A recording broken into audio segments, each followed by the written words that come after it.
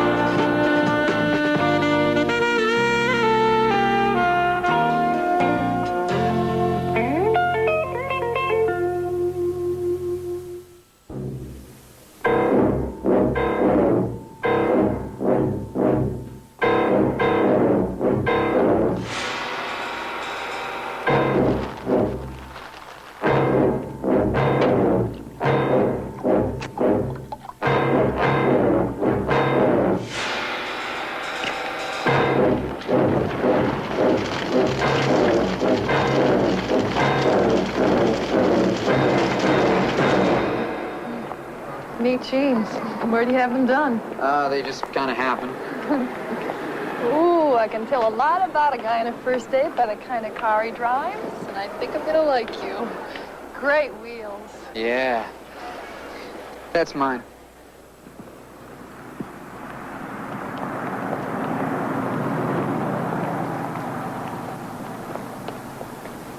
It's okay. It's open.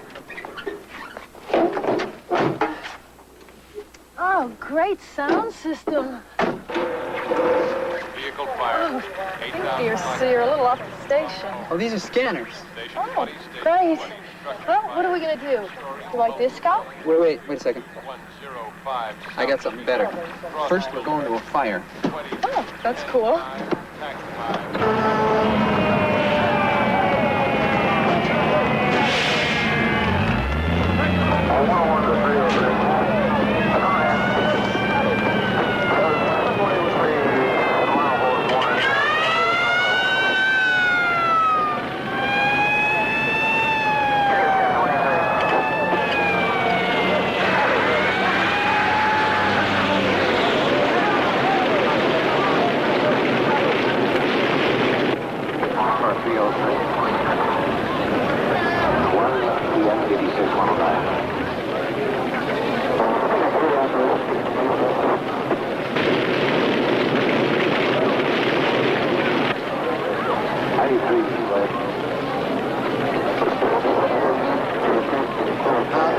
This won't take long. Listen to the radio.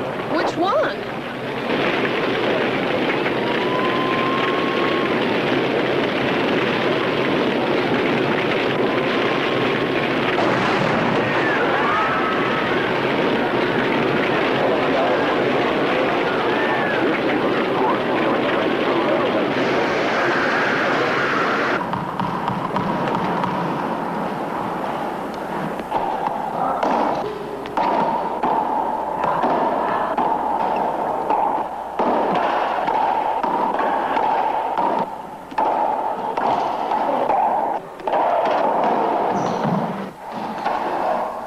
You're good, Lou. We've got to play more. Yeah. That the punishment for playing good? It's a great game for working out the frustrations of the job, isn't it? Frank, I go on my job to work out the frustrations of trying to learn this game.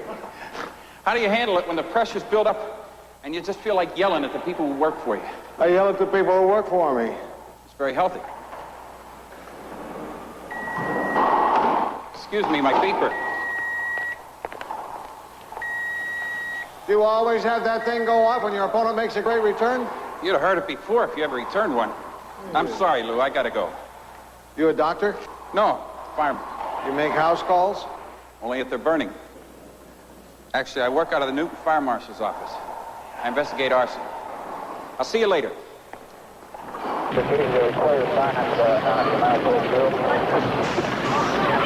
Check with the corporal. I'm not sure.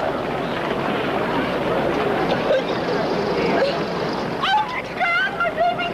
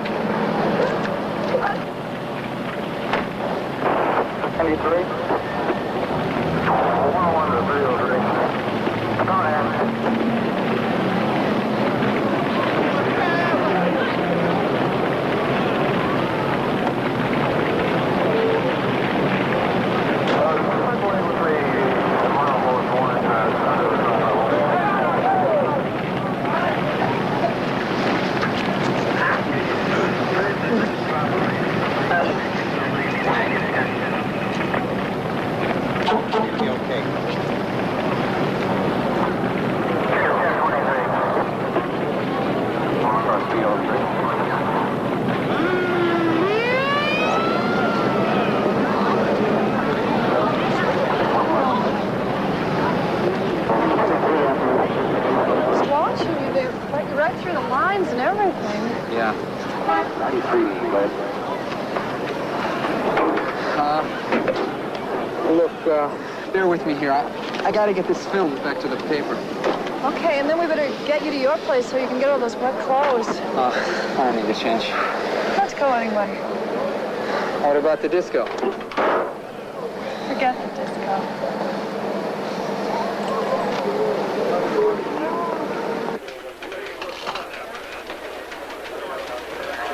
Mrs. Pinchon, something wrong? Good morning, Mr. Grant. Why must your mind work that way? Just because I dropped by my city room doesn't mean something dreadful has happened. Morning, Miss Pinchon. Lou, what's wrong? This fire story caught my eye. Oh, that was just a routine fire. Animal was in the neighborhood. He got some good art, so we ran the picture. Well, the reason I'm down here is because that picture is of a building I've spent a great deal of time in. Oh, not recently, of course. When I was a little girl, that building was in a very fashionable section. My father built it. Too bad it had to go like that. Well, it's not just the personal memories that make it seem such a loss. The architects were pioneers of that era. Before everything in Southern California became stucco and glitter. Precisely. Now, I know you gentlemen have your priorities, but could you send a reporter by as a sort of follow-up to see if the building was burned beyond repair or if they're going to be able to salvage it? I'll put someone on it right away. Thank you. Have a good day. Oh, and Mrs. Pinchon, stop by any time.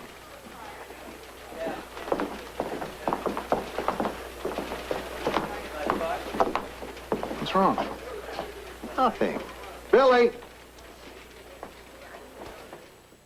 Lou Grant will continue in a moment here on A&E. Can this building be saved? Can be? Yes. Will be? No. This building isn't dead yet, but the disease it's got is terminal. I don't understand. Okay. There's enough of the basic structure left to rebuild, but it won't happen. This fire is just part of a pattern of decline. The next phase is the looters.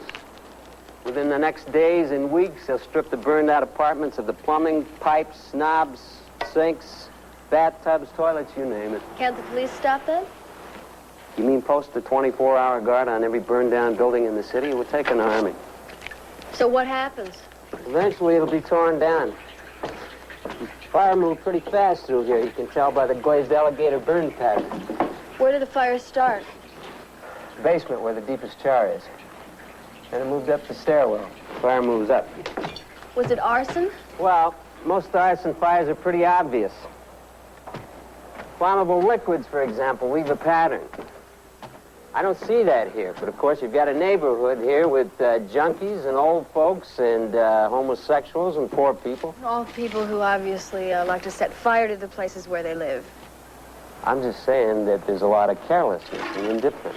Al, let me help you with that. Look, miss, I'm kind of busy right now, so if you need something else, you can catch me later, or you can talk to my boss, Frank Durning. He's the guy who assigned me to this. Because I'm telling you, I know what started this fire.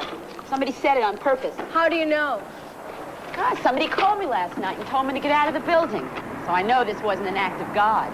Because if God wanted to warn people, he wouldn't use the telephone, huh? Do you have any idea who it was? Who wants to know? My name's Billy Newman. I work for the Tribune. Yeah?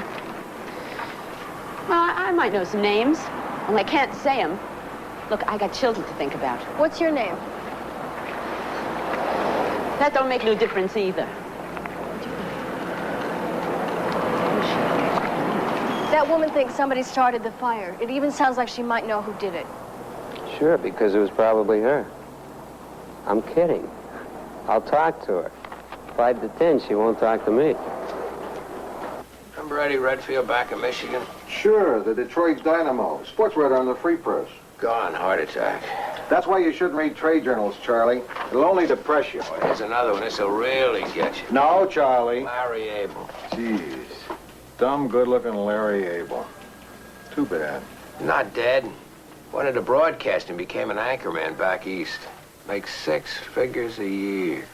That's awful. I may have something. Talk about depressing. What'd I say? Nothing, Billy. You just picked the wrong time to come in here brimming with youthful enthusiasm. What can we do for you? Well, first of all, you can forget about Mrs. Pynchon's building. It's had it. Too bad. Yes, but while I was driving around the area, I saw several other sites of burned buildings, so I did some checking. There have been 12 apartment house fires in that area of Newton in the last 19 months. Is that a lot? A major fire every 6 weeks. Seems I hear sirens all the time. It's 5 times the average for other communities in this area. What cause the fires? Most of them are listed as accidental. For the others, they avoid the word arson. Rubbish in the building ignited by unauthorized person or persons unknown. In other words, arson. No, they're not saying that. A passing vagrant could have tossed a lighted cigarette in the rubbish. So it's negligence. It's not an intentional crime. I've got this strange instinct that tells me you don't buy that. A woman at the fire told me that she's positive that it was lighted on purpose. And when I started asking her questions, she backed off fast. So what have we got here? Possible arson epidemic. No facts, only Billy's suspicion. And youthful enthusiasm. I'd like to try to find a source in Newton. It could take some time. Well, isn't there somebody on the paper who already knows someone there? There is. Who? Me. I know a guy in the fire department, in fact. I don't know him well. I'll talk to him. You may work a source yourself? Why not? I'm the one he knows. Maybe he won't talk to anyone else. Maybe he won't talk to me? Now don't push in the beginning. Okay, Billy. He may not give you too much at first. You have to be kind of patient. Billy, I covered beats for 16 years. I think I can handle the source. Right, sure, of course. You'll do fine. If you need anything... Billy. Right. Okay, great.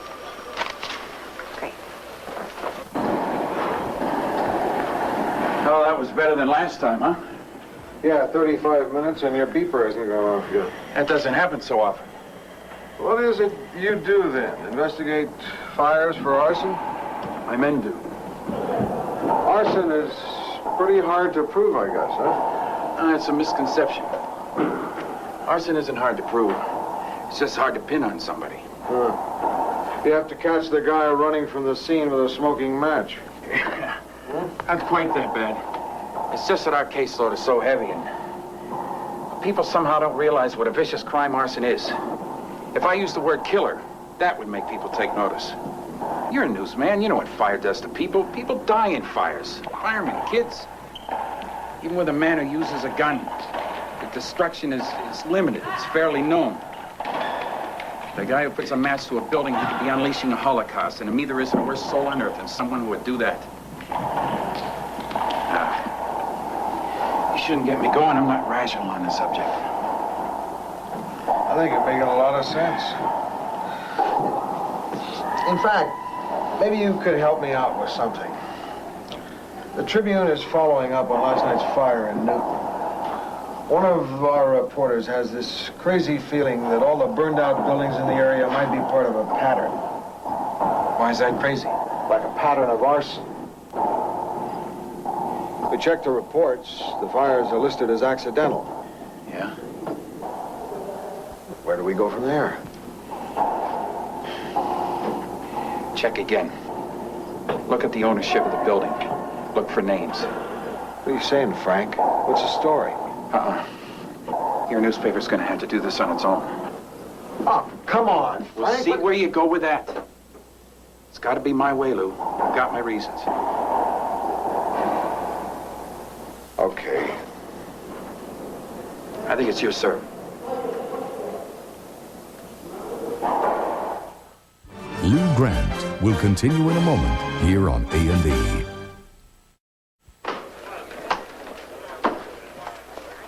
I need a cup of coffee. Oh, bye. After digging around the Hall of Records for 3 days, I feel all dry and dusty. You find anything? Yeah. The information we got from your source didn't exactly point us to it. Officially, they're not calling it arson. I know.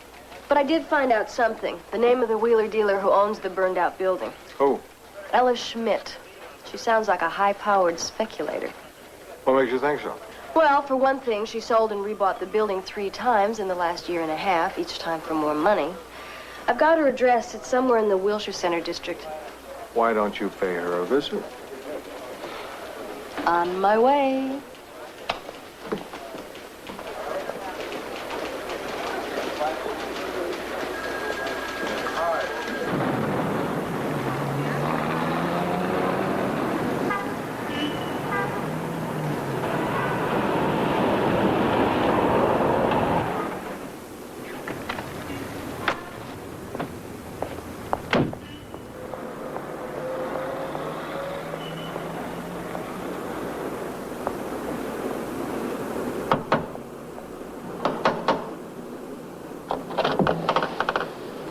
Is Miss Schmidt in? Mrs. Schmidt, yes, I am.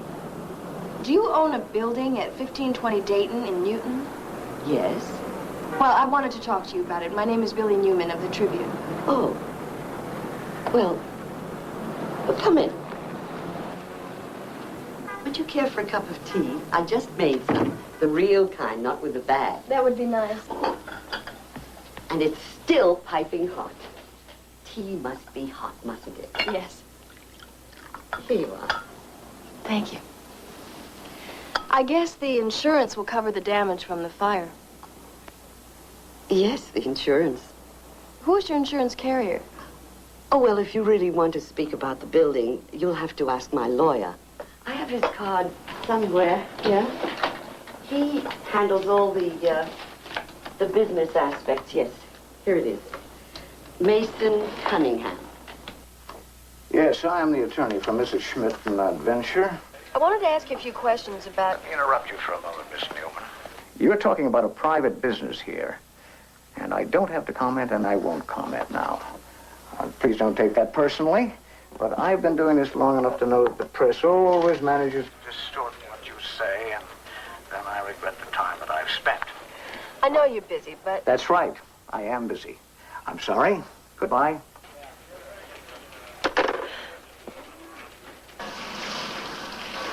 So we dug around. We found his tycoon who owns the building. Only Grandma Walton is playing a part. So we got to this lawyer Cunningham, and he's stonewalled. It's a dead end.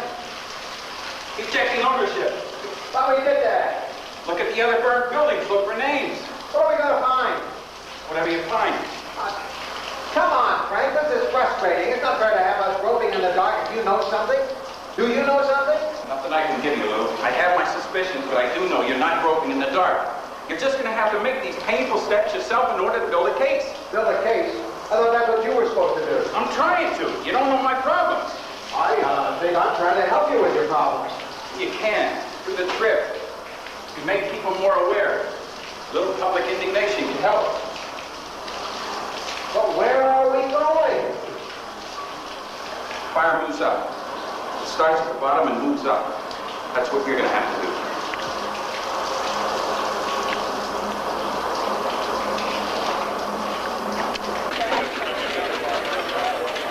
Each card is a burned-out building in Newton. Is there a pattern here? Do they all have 3 6s in the addresses on them? If there's a pattern, I don't see it. What about this owner, George Kelly? I see his name in a couple places here. Is that a pattern? I don't know. It's getting really complicated. I could use another mind on this. Good idea. Rossi. Not that mind.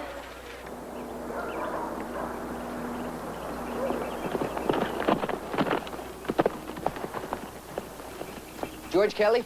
Pardon me? Are you George Kelly? No, I think I saw George going over there. Thanks. Hey, I'm looking for George Kelly. I'm Kelly. I'm looking for a man who owns a building in Newton. It was burned in a fire a few months ago. Yeah? So I found him. What is it you want? Just to ask a few questions. Can I give you a hand with that? No. Well, I'll just walk along with you then. You can walk along, but if you want to talk about the building, you better call my lawyer. And what is his name, sir? Mason Cunningham. Good ride, Mr. Davis. Thank you, George. Cunningham.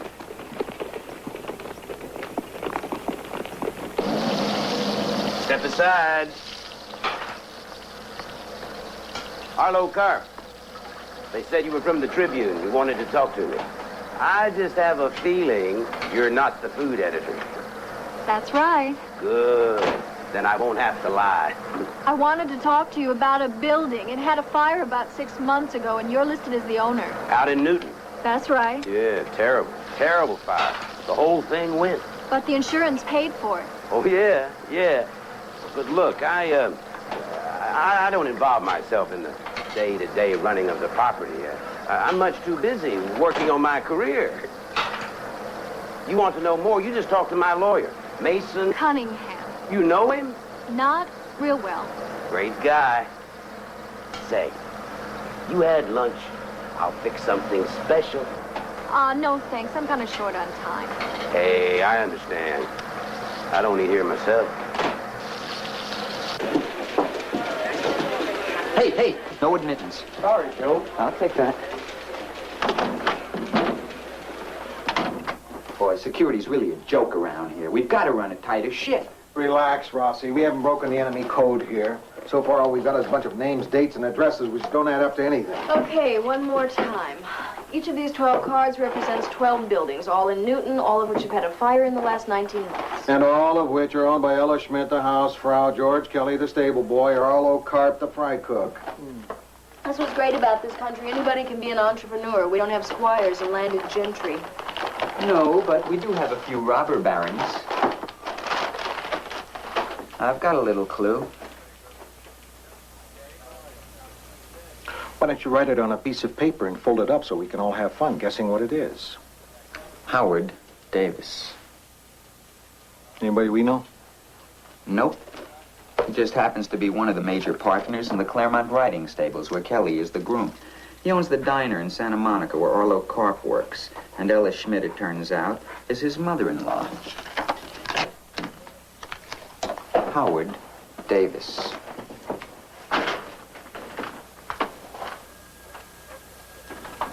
You call this evidence against Howard Davis? To me, it looks like the case history of an unlucky man. Unlucky. The man's a Job. Only Job wasn't insured for twice the assessed value of his property. I'm talking about a dozen fires here. How can that be coincidence? Well, Davis has interests all over the city. In this neighborhood, he's been hit by a lot of fires, sure. But he's also been the first and the loudest to complain. Hey, Dave, want to go to lunch? Oh, I guess you don't. Billy Newman of the Tribune, Frank Durning. Nice to meet you. Nice to meet you. Let me show you something. Reports by Howard Davis on small fires. Complaints about vandalism and negligence in the neighborhood. He was covering himself. Listen, you're talking about one of the roughest areas in the city. That place is a fireman's nightmare. Those 50-year-old wooden structures are fire traps, and the people that live in there don't exactly have pride of ownership. If investments in that area are so unappealing, why does a smart man like Davis keep his money there? Good point. Most of the city's businessmen have pulled their money out of the area and left it to deteriorate. Davis has hung in. I don't think that's something you criticize a guy for. Oh, I'm going to do more than criticize. I think we've got some pretty good evidence. All you've done is level a lot of vague charges against a respected business leader. Arson is a tricky business, Miss Newman. Why don't you leave its investigation to the professionals?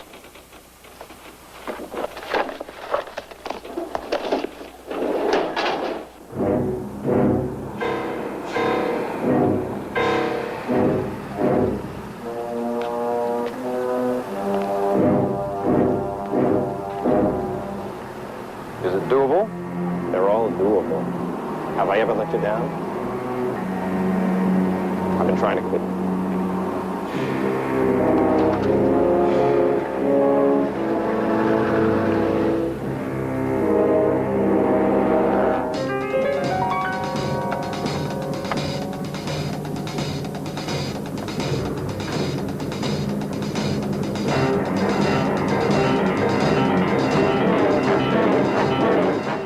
Lou Grant will continue in a moment here on A&E.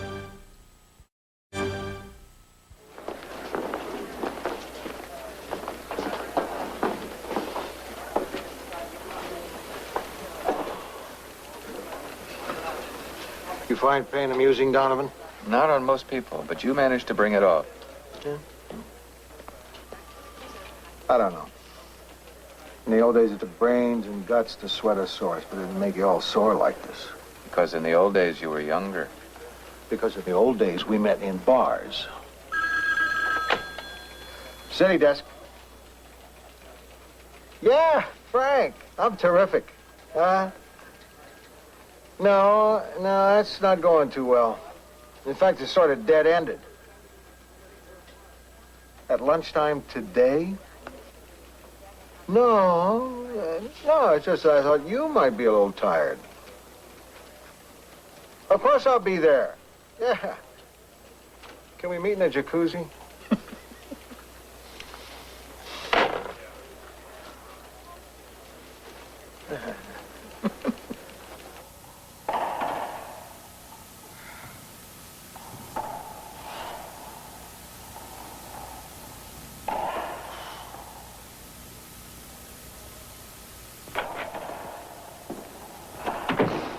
Got here faster than I thought you would. Look, Frank, we thought we were making good progress on the story. But we bring our evidence to the fire department and they turn us off. I'm not surprised. You're not surprised? Well, I was surprised. Maybe I wouldn't be if you told me a little bit more about what's going on. Look, Lou. Why aren't you in shorts? Because I didn't come to play. I hope to catch you in the locker room. Listen, Lou, we don't have much time. There's a report in here. It's the results of the fire department investigation into the arson problem. Frank, we know about the arson problem. I don't need to read a report. I need to know why, when we try to investigate arson in Newton, we run into a brick wall. That's what this report is about. It's an internal investigation that's been going on since January. It might have some of the answers you've been looking for. Why are you telling me this? You'll find out. You mean you've been sitting on all this since January? Look, Lou, the report just came out. The only reason you're getting it is because my department let me down. I'm really disturbed by what's in this report. Now, why don't you just read it instead of standing here growling at somebody who's trying to help you? I'll read it as soon as I can. Better make it fast. I had to sneak it out. It's got to go back with me at the end of the lunch hour. How long is the report? 400 pages. Oh, that's beautiful.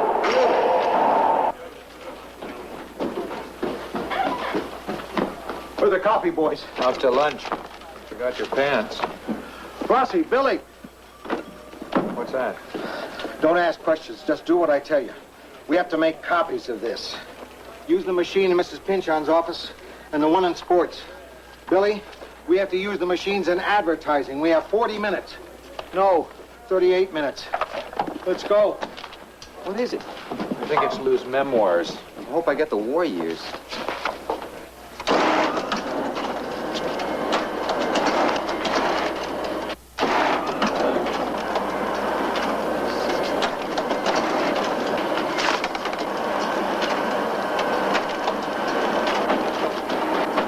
How you coming? Almost done. I'm telling you, it's got to be down here with Lou. You finished? We're finished. We just need the back cover to this volume. I gave it to you. I don't have it. We looked all around both machines. I'm finished. So am I. Let's just get that cover. It's got to be down here. I gave it to you, Rossi. Come on. It'll be here. Don't worry. It has better to be, It Rossi. has to be.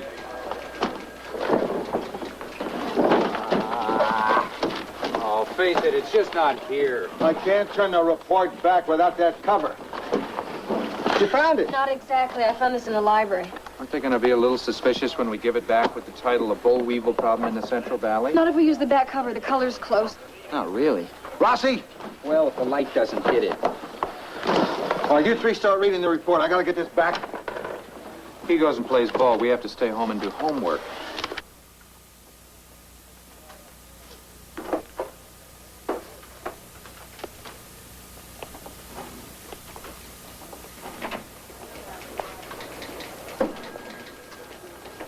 Okay, now you've each read different parts of the report. You compared notes. Now what's the verdict? Mario Puzo has nothing to worry about. The man isn't asking for a literary opinion, Rossi. Apparently there was an arson for profit ring operating in Newton. Arson for profit? Sure. It works like this. All these buildings in a dying neighborhood get sold and resold back and forth. For example, I buy them cheap, I sell them to Rossi, he sells them back to me. We use dummy owners to disguise what's going on. I use my mother-in-law, she uses her maid. So the value of the property keeps going up. 60,000, 80,000, 150,000. The bank gives me a loan to make the purchase, and the place is insured for its new market value. Then, mysteriously, there's a fire. The insurance is paid off with a profit of like $90,000, which the two of us split. Why do the insurance companies pay off? I can answer that one. See, in this state, there's a law that if the company doesn't pay off in 90 days, they have to pay a fine for bad faith. And the insurance company doesn't lose because the cost is passed on to all of us in higher premiums. Here's the real kicker. The ring was paying off 2 high officials in the arson division of the fire department. That's why Frank wasn't in a position to tell us more. And 2 men who were on the tape were retired by the department, had full pension. Conclusion of the report is that the bad apples are gone. For now. What about your Howard Davis? Well, he's mentioned in the report, along with some of his friends. And they suspect him. The investigation's continuing. So, what we have had handed us is a cover-up in the Newton Fire Department. Mr. Grant, I understand this material came from a source of yours. It's not a bad piece of work. Thank you. What do you say, Mrs. Pinchon? Do we publish? By all means, publish. Don't forget that.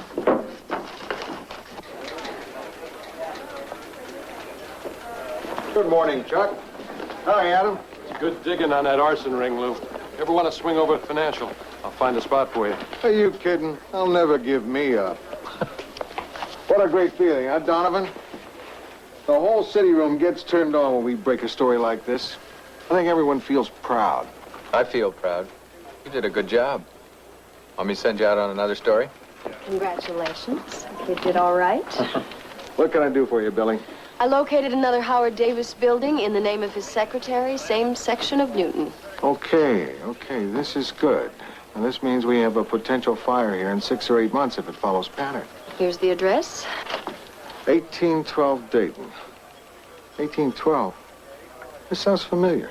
Isn't that a war you fought in? Good work, Billy.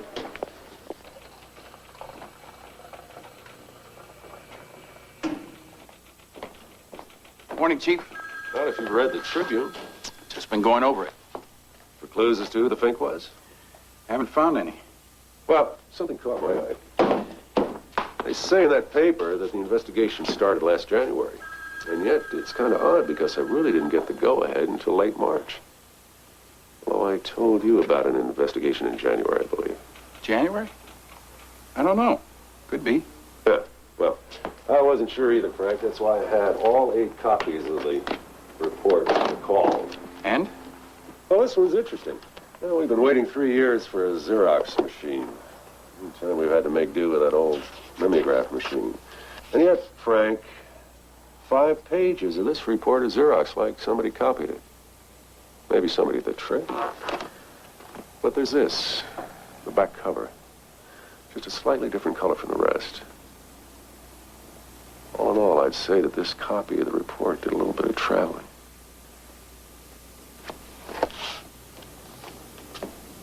This is your copy of the report, Frank.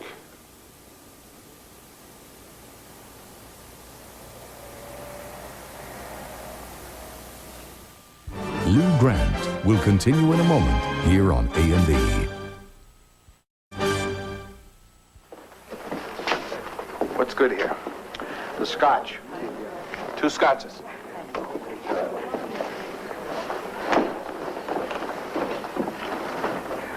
So, how is it over there, Frank? Yeah, we don't have to talk about that. Did you watch the game last night? Yeah, pretty good game. Was a good game. Yeah.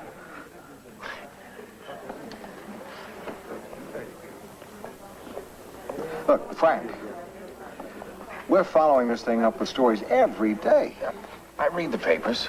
And the public's starting to respond. We're getting letters. There's talk of a task force, reorganizing your department on the LA model. Right, talk, no action.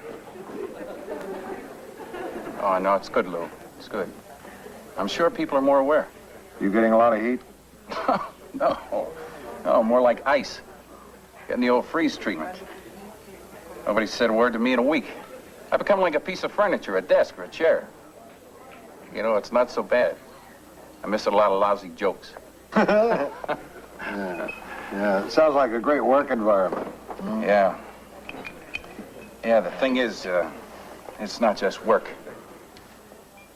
Yeah, they don't call it home. Makes it rough on Sheila. Most of our friends were with the department. Other kids, they know something's wrong, but they don't understand what.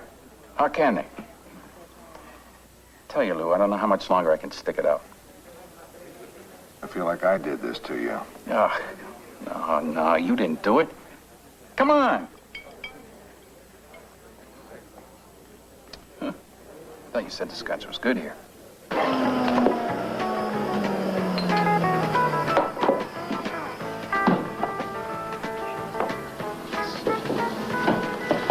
Bloody Mary. Hot. Extra hot.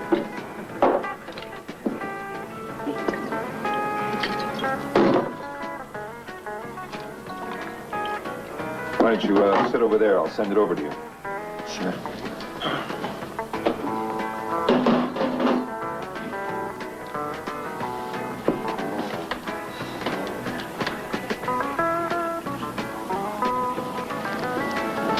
You a friend of Nick's? Uh-huh.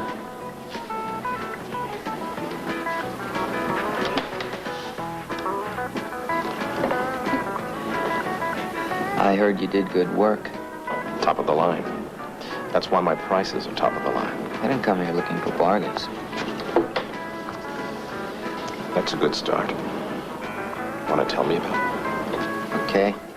There's this guy who owns a restaurant. He took all his savings and decided to give L.A. a better hamburger. He opened a place in a good location in the financial district, but then they started tearing up the street in front of his place. It stayed torn up for months. The place never got off the ground. So this owner is running in the red. He doesn't know how he's going to pay back his creditors. The world dealt him some bad cards. Maybe could deal him a stroke of luck so he could get well. A little spontaneous combustion, maybe? After hours. After hours when the place is deserted. Nobody should get hurt. Sounds doable. This owner is in kind of a hurry. Look, I'm busy tonight. I don't like jobs to come too close together. Maybe we'll talk in a week.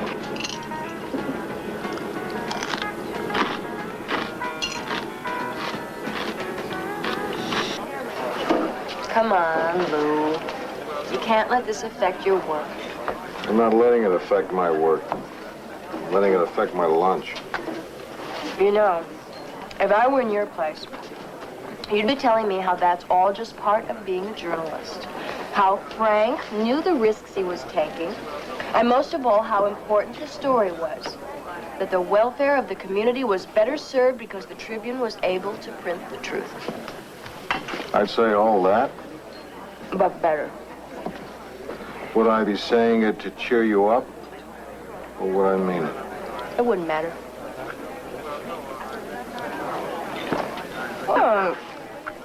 Oh, it's beautiful. I exposed for the swan. Let the background wash out. Oh, look at the exhaustion on that poor man's face. Because he's been through a battle. That picture says war better than any action shot. Was it Vietnam? Pasadena. That guy was the lead in a porno movie on his break. He was not. You're right. Hello. Get your butt out of that building. I'm telling you now. Who is this? Donovan? I mean it now. Hey.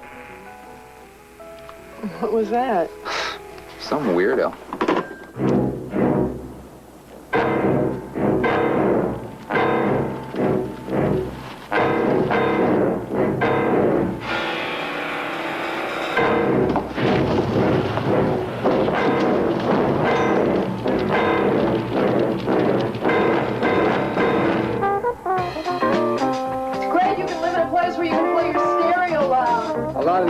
Are empty.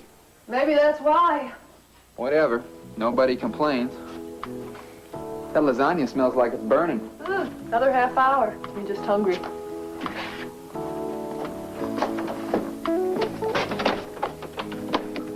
Debbie, turn the oven off. I think the building's on fire. That's what that call was. Come on, let's go. Come on. What about the other apartments? You just get out. I'll knock on the doors. I'll help. Everybody, wake up! Get out! The building's on fire! Everybody out! Fast! Fire! There's a fire in the building! There's a fire! Everybody get out as fast as you can! Fire! Out! The building's on fire! Get out! The building's on fire! Go! Now, fast! Get out! Wake up! Get out! The building's on fire! The building's on fire! Fire! Fire! Wake up! Get out! The building's on fire! Everybody out! Fast! Fast! Out! Get out quick! Fire! There's a fire in the building! Get out!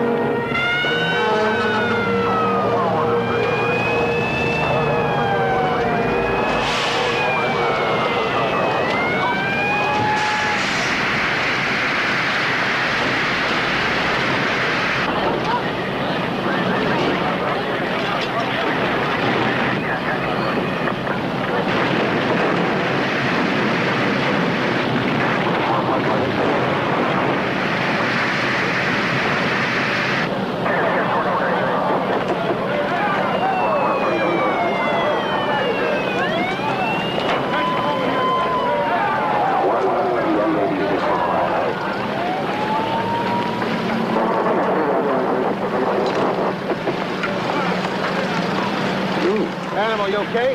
Yeah, I'm okay. How come you're here?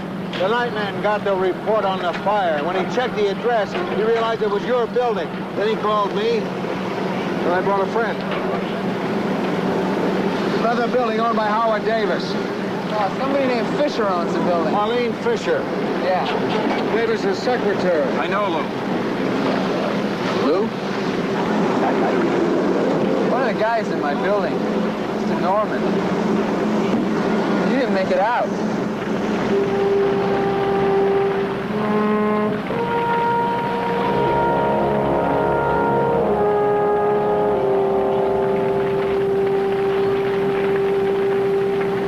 Captain Gurney? Yeah. They say you're the one that gave the fire department report to the newspapers. Is that right? Yes. Yeah, well, my name's Mike Carlson. You don't know me, but I just want to tell you something. The guys in the line have been talking a lot about you. Really appreciate what you did. Thank you.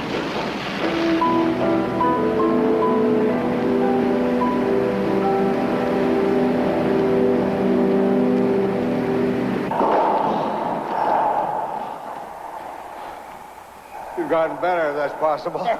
I get a lot more practice now. I don't go to lunch with the guys from the office anymore, so I come here. Still that bad, huh? To them, I'm a traitor. Frank, the city comes up a winner because it got an arson task force. I look great because the Trib dug up a big story. All the bad parts happen to you. If I had to do it over again, I'd do the same thing. I think. You're not exactly making me feel better. I don't have to make you feel better. The task force is beginning, but Howard Davis and guys like him are still out there. You've got to keep working on that story. You can count on it. And Frank, I want you to know that... Your servant.